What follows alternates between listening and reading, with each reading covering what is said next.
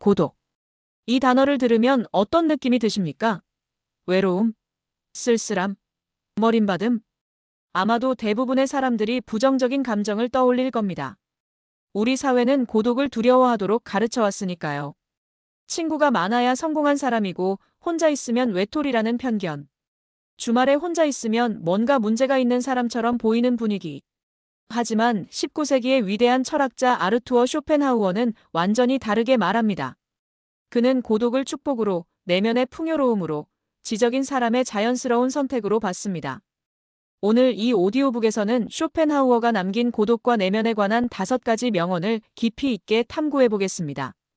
각 명언이 담고 있는 철학적 의미와 함께 이것이 우리의 현대적 삶에 어떤 통찰을 줄 수 있는지 함께 살펴보겠습니다. 편안한 자세로 앉거나 누우세요. 그리고 잠시 스마트폰을 내려놓으세요. 다음 40분 동안 당신은 오직 당신 자신과 함께 있게 될 것입니다. 그것이 바로 쇼펜하우어가 말하는 고독의 시작입니다. 첫 번째 명언입니다. 고독한 사람은 자기 자신에게서 모든 것을 가지고 있다. 이 문장을 천천히 음미해 보세요. 자기 자신에게서 모든 것을 가지고 있다. 이게 무슨 뜻일까요? 쇼펜하우어는 여기서 매우 중요한 구분을 합니다. 고독과 외로움의 차이 말입니다. 외로운 사람은 무언가가 부족합니다. 누군가가 필요하고 무언가가 결핍되어 있습니다. 그래서 불안하고 초조하고 끊임없이 밖을 찾습니다. 하지만 고독한 사람은 다릅니다. 이 사람은 혼자 있지만 충만합니다. 왜냐하면 자기 자신 안에 모든 것이 있기 때문입니다. 생각해 보세요. 당신이 혼자 집에 있을 때 무엇을 느끼십니까? 어떤 사람은 즉시 불안해집니다. 핸드폰을 들고 누군가에게 연락합니다. SNS를 스크롤하고 유튜브를 틀고 넷플릭스를 켭니다. 무엇이든 그 공허함을 채우려고 합니다. 이런 사람은 외로운 사람입니다. 하지만 어떤 사람은 혼자 있을 때 오히려 평온해집니다. 책을 읽고 생각을 정리하고 음악을 듣고 창밖을 바라보며 명상합니다. 이런 사람이 바로 고독한 사람입니다. 차이가 보이십니까? 외로운 사람은 밖에서 채우려고 하지만 고독한 사람은 안에서 이미 채워져 있습니다. 쇼펜하우어 자신이 그런 사람이었습니다. 그는 평생 독신으로 살았고 대부분의 시간을 혼자 보냈습니다. 아침에 일어나면 글을 쓰고 오후에는 산책을 하고 저녁에는 독서를 했습니다. 파티나 사교 모임에는 거의 가지 않았습니다. 사람들은 그를 괴짜라고 불렀습니다. 외톨이라고 수군거렸습니다. 하지만 쇼펜하우어는 전혀 개의치 않았습니다. 그는 자기 자신 안에 우주를 가지고 있었으니까요. 그의 책들, 그의 생각들, 그의 철학. 이 모든 것이 그의 내면에서 흘러나왔습니다. 만약 그가 끊임없이 사람들과 어울렸다면, 만약 그가 외로움을 두려워했다면 이 위대한 철학이 탄생할 수 있었을까요? 아마도 아니었을 겁니다. 여기서 쇼펜하우어가 전하는 핵심 메시지는 이겁니다. 당신이 자기 자신과 편안하게 지낼 수 있다면 당신은 세상의 모든 것을 가진 것입니다. 왜냐하면 진정한 풍요로움은 소유가 아니라 자기 충족에서 오기 때문입니다. 100만 명의 친구가 있어도 자기 자신과 불편한 사람은 가난합니다. 하지만 혼자 있어도 자기 자신과 평화로운 사람은 부유합니다. 현대 사회를 봅시다. 우리는 역사상 가장 연결된 시대에 살고 있습니다. SNS, 메신저, 화상통화. 24시간 누군가와 연결되어 있습니다. 하지만 역설적이게도 외로움을 호소하는 사람은 점점 늘어납니다. 이게 무슨 의미일까요? 연결은 많지만 진짜 충만함은 없다는 겁니다. 우리는 끊임없이 밖을 향하지만 정작 안을 들여다보지 않습니다. 쇼펜하우어는 말합니다. 방향을 바꾸라고. 밖이 아니라 안으로 가라고. 거기에 모든 것이 있다고. 그렇다면 어떻게 자기 자신에게서 모든 것을 발견할 수 있을까요? 첫째, 혼자 있는 시간을 의도적으로 만드세요. 하루에 30분이라도 좋습니다. 아무 자극 없이 오직 당신과 당신의 생각만 있는 시간. 처음엔 불편할 겁니다. 익숙하지 않으니까요. 하지만 계속하세요. 그 불편함 너머에 평온이 있습니다. 둘째, 내면의 자원을 개발하세요. 독서, 사색, 창작, 명상. 이런 활동들은 당신의 내면을 풍요롭게 만듭니다. 외부 자극 없이도 스스로를 즐겁게 하고 만족시킬 수 있는 능력을 키우는 겁니다.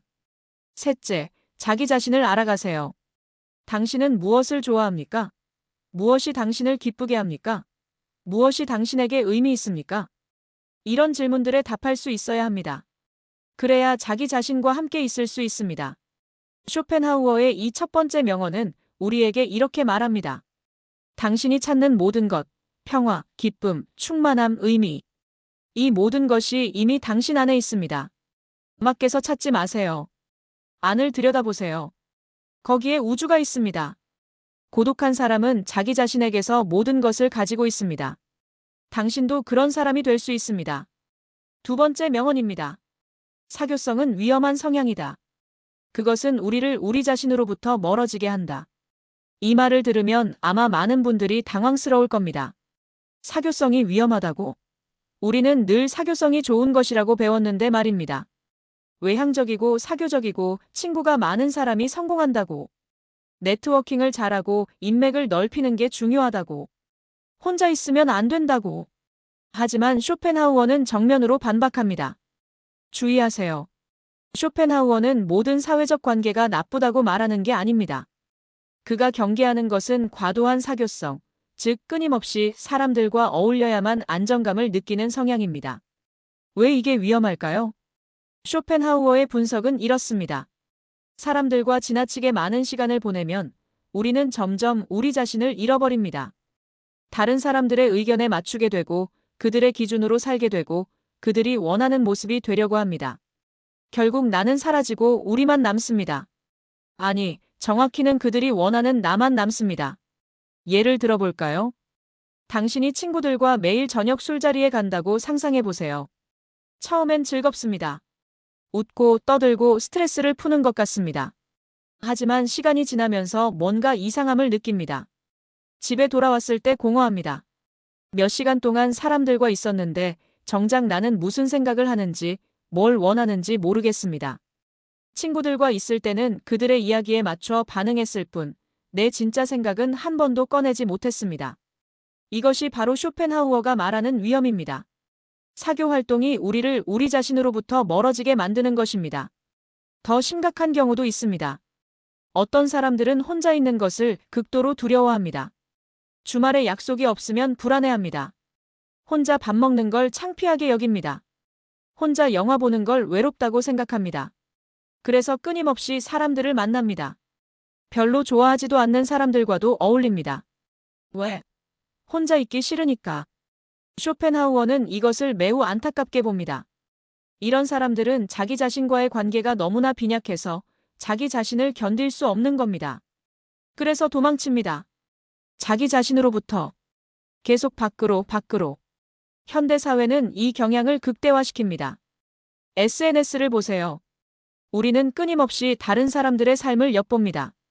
그들이 뭘 먹는지, 어디 가는지, 누구를 만나는지.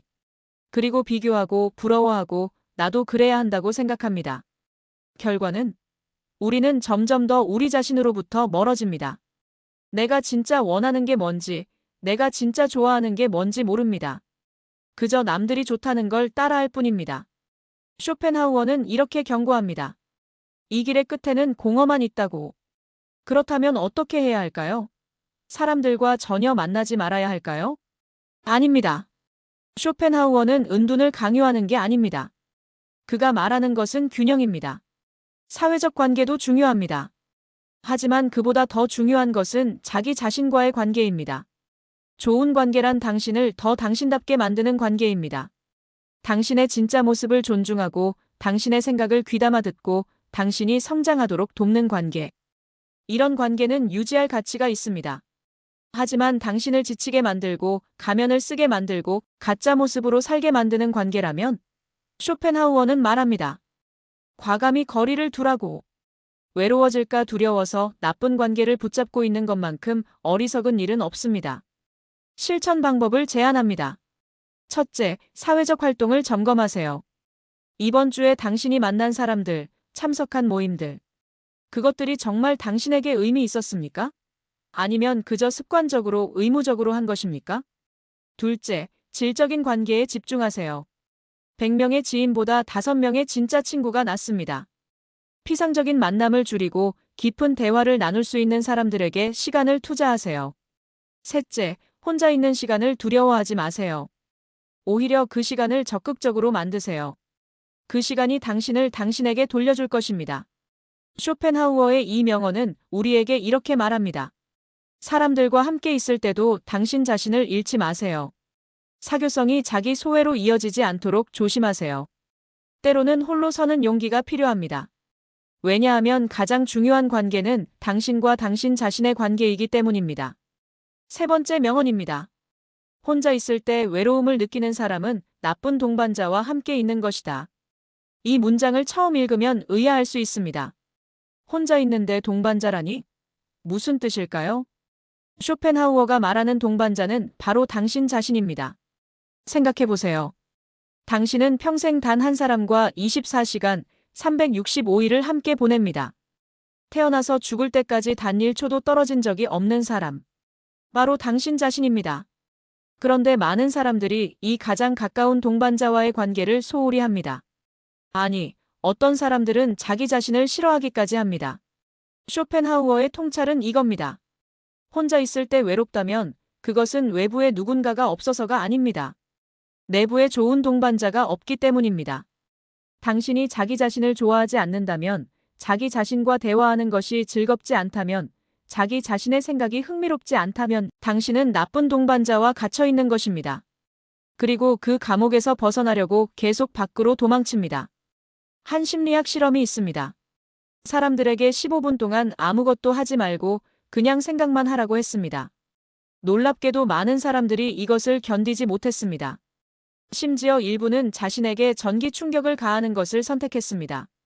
고통스러운 자극이라도 받는 게 아무것도 안 하고 자기 생각과만 있는 것보다 나았던 겁니다.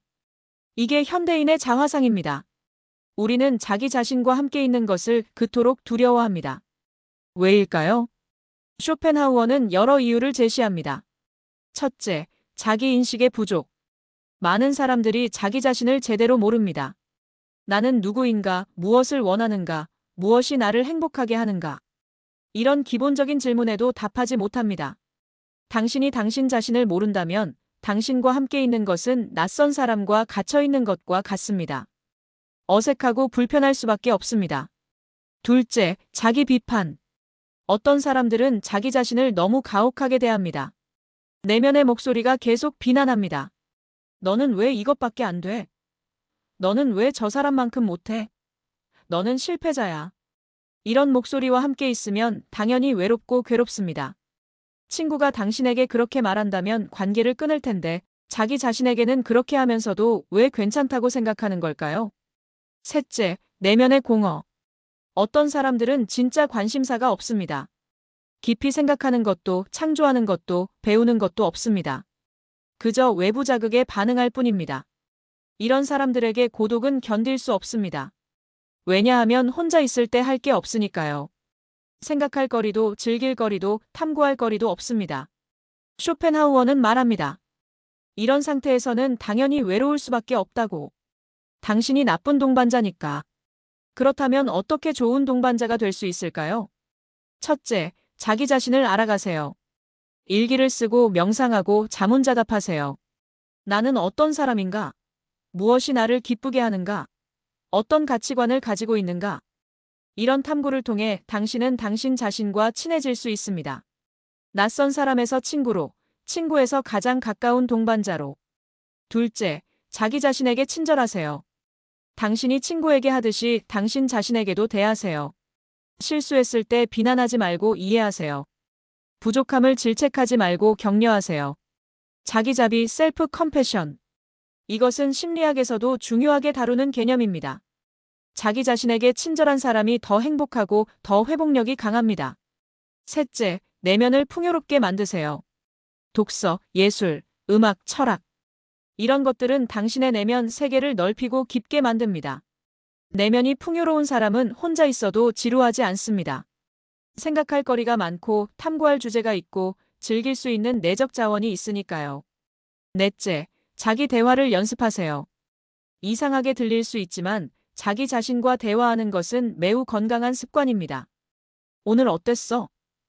이 문제를 어떻게 풀면 좋을까? 지금 기분이 어때? 이런 질문들을 자신에게 던지고 답하세요. 이것은 미친 짓이 아닙니다. 이것은 자기 자신과의 관계를 깊게 만드는 방법입니다. 쇼펜하우어 자신도 이렇게 살았습니다. 그는 자기 자신과의 대화를 즐겼고 자기 생각을 탐구하는 것을 사랑했습니다. 그래서 혼자 있어도 외롭지 않았습니다. 오히려 가장 즐거운 시간이었습니다. 여기서 중요한 깨달음이 있습니다. 외로움은 혼자 있는 상태에서 오는 게 아닙니다. 외로움은 자기 자신과의 관계가 빈약할 때 옵니다. 당신이 수백 명의 사람들 속에 있어도 자기 자신과 단절되어 있다면 외로울 수 있습니다. 반대로 혼자 있어도 자기 자신과 깊은 관계를 맺고 있다면 충만할 수 있습니다. 쇼펜하우어의 이 명언은 우리에게 이렇게 말합니다. 당신이 평생 함께 살아갈 가장 중요한 사람은 당신 자신입니다. 그 사람과의 관계를 소홀히 하지 마세요. 좋은 동반자가 되세요. 그러면 혼자 있어도 외롭지 않을 것입니다. 네 번째 명언입니다. 진정한 내면의 풍요로움을 가진 사람은 외부 세계로부터 거의 아무것도 필요로 하지 않는다. 이 문장은 쇼펜하우어 철학의 정수를 담고 있습니다. 그리고 현대인들이 가장 이해하기 어려워하는 개념이기도 합니다. 왜냐하면 우리는 정반대로 살아왔으니까요. 더 많이 가져야 행복하다고, 더 높은 지위를 얻어야 만족한다고, 더 많은 사람들에게 인정받아야 가치 있다고. 하지만 쇼펜하우어는 말합니다. 그 모든 것이 헛된 추구라고. 진짜 풍요로움은 밖이 아니라 안에 있다고. 내면의 풍요로움이란 무엇일까요? 그것은 외부 조건과 무관하게 당신이 가지고 있는 내적 자원입니다. 생각의 깊이, 감성의 풍부함, 지적 호기심, 창조적 능력, 신미한, 철학적 통찰력. 이런 것들은 돈으로 살 수 없습니다. 지위로 얻을 수 없습니다. 타인의 인정으로 채워질 수 없습니다. 오직 당신 자신의 노력과 시간으로만 축적됩니다. 그리고 한번 얻으면 아무도 빼앗을 수 없습니다. 예를 들어볼까요? 책을 많이 읽고 깊이 생각하는 사람을 상상해 보세요.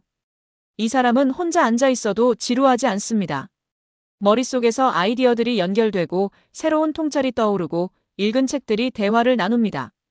이 사람에게는 스마트폰이 필요 없습니다. SNS가 필요 없습니다. 끊임없는 자극이 필요 없습니다. 자기 내면에 이미 우주가 있으니까요. 반대로 내면이 공허한 사람을 생각해 보세요. 이 사람은 계속 밖에서 무언가를 찾습니다. 새로운 물건, 새로운 경험, 새로운 자극. 하지만 아무리 많이 얻어도 만족하지 못합니다. 왜? 안이 비어 있으니까요. 물통에 구멍이 나 있으면 아무리 물을 부어도 차지 않습니다. 마찬가지로 내면이 공허하면 아무리 외부에서 채워 넣어도 만족할 수 없습니다. 쇼펜하우어는 이것을 깊이 이해했습니다. 그는 부유한 가문에서 태어났습니다. 돈 걱정은 평생 하지 않았습니다. 하지만 그는 물질적 풍요가 행복을 가져다 주지 않는다는 것을 일찍 깨달았습니다. 대신 그는 내면의 풍요로움을 추구했습니다. 철학, 문학, 예술, 음악. 이런 것들이 그의 삶을 채웠습니다. 그 결과 그는 20대에 자신의 주저 의지와 표상으로서의 세계를 완성했습니다. 200년이 지난 지금도 읽히는 불멸의 철학서. 이것이 바로 내면의 풍요로움의 힘입니다. 현대 사회를 봅시다. 우리는 역사상 가장 풍요로운 시대에 살고 있습니다. 물질적으로는 말입니다. 대부분의 사람들이 우리 조상들이 꿈도 꾸지 못한 수준의 편의를 누립니다. 그런데 왜 사람들은 더 불행해 보일까요? 물질적 풍요는 늘었지만 내면의 풍요는 줄었기 때문입니다. 사람들은 더 이상 책을 읽지 않습니다. 깊이 생각하지 않습니다. 철학하지 않습니다. 예술을 감상하지 않습니다. 대신 짧은 영상을 스크롤하고 피상적인 정보를 소비하고 즉각적인 쾌락을 추구합니다. 그 결과 내면은 점점 메말라갑니다. 그리고 그 공허함을 더 많은 소비로, 더 많은 자극으로 채우려고 합니다. 하지만 채워지지 않습니다. 쇼펜하우어는 이렇게 경고합니다. 이 길의 끝에는 영원한 불만족만 있다고. 그렇다면 어떻게 내면의 풍요로움을 키울 수 있을까요? 첫째, 독서하세요. 특히 고전을 읽으세요. 플라톤, 아리스토텔레스, 스피노자, 칸트. 이런 위대한 사상가들과 대화하세요. 그들의 생각이 당신의 생각을 깊게 만들 것입니다. 쇼펜하우어 자신도 말했습니다.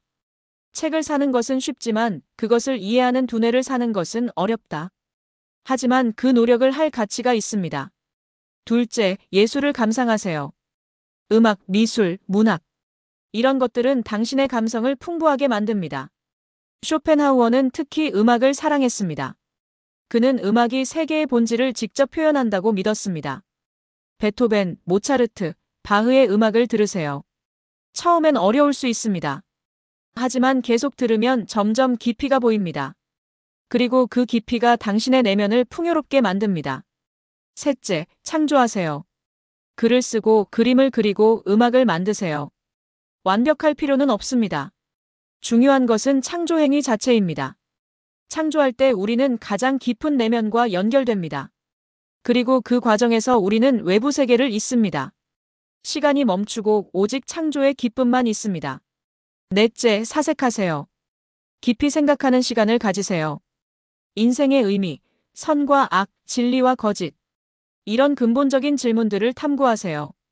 이런 철학적 사색이 당신의 내면을 단단하게 만듭니다.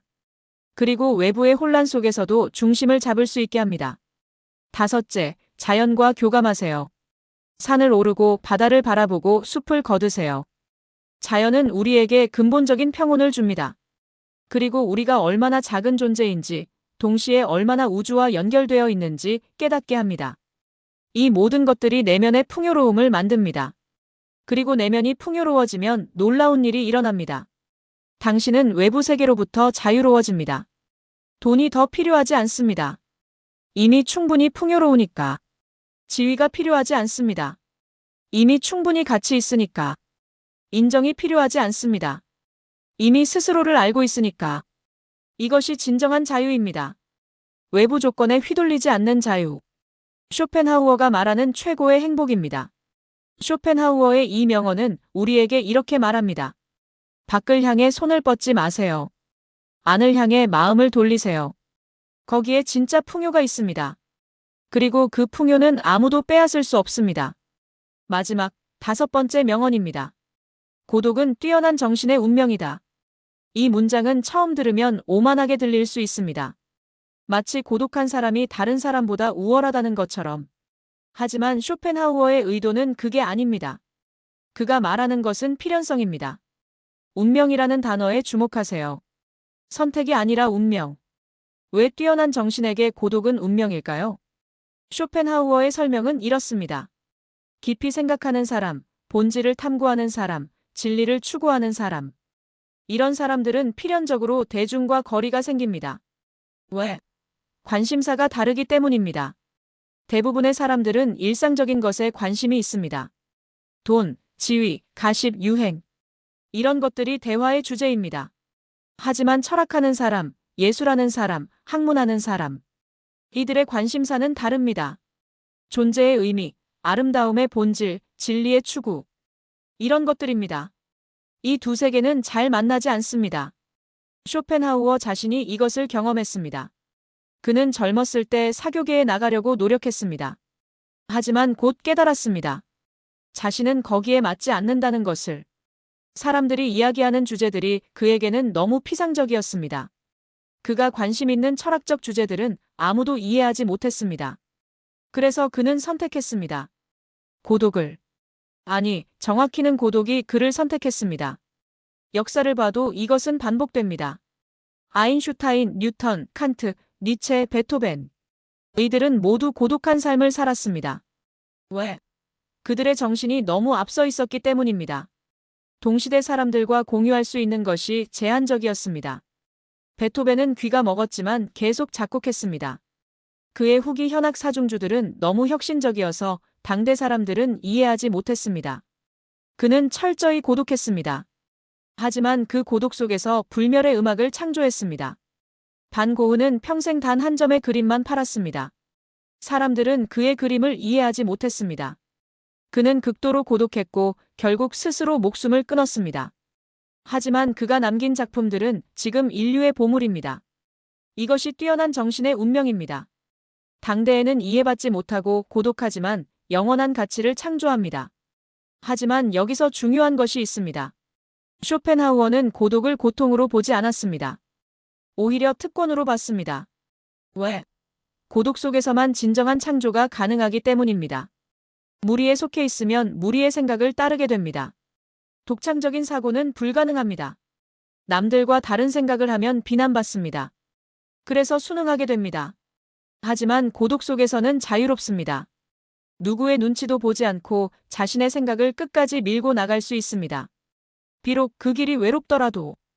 현대 사회에서 이 메시지는 어떤 의미일까요? 우리는 항상 집단에 속하라는 압력을 받습니다. 소셜미디어에서는 좋아요를 많이 받아야 합니다. 직장에서는 팀워크가 강조됩니다. 혼자 다른 의견을 내면 협조적이지 않다는 평가를 받습니다. 하지만 쇼펜하우어는 말합니다. 진정으로 뛰어난 생각, 혁신적인 아이디어, 독창적인 창조. 이런 것들은 고독 속에서 나온다고. 스티브 잡스도 이것을 알았습니다.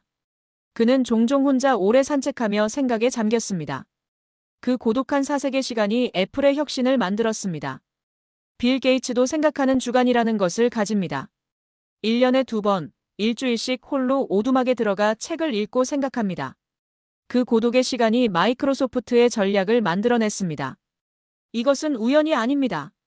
깊은 생각은 고독 속에서 나옵니다. 그렇다면 우리 모두가 고독해져야 할까요? 쇼펜하우어는 그렇게 말하지 않습니다.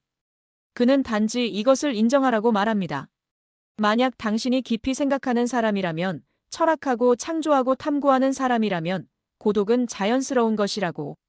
그것을 두려워하거나 부끄러워할 필요가 없습니다. 오히려 받아들이고 활용하세요.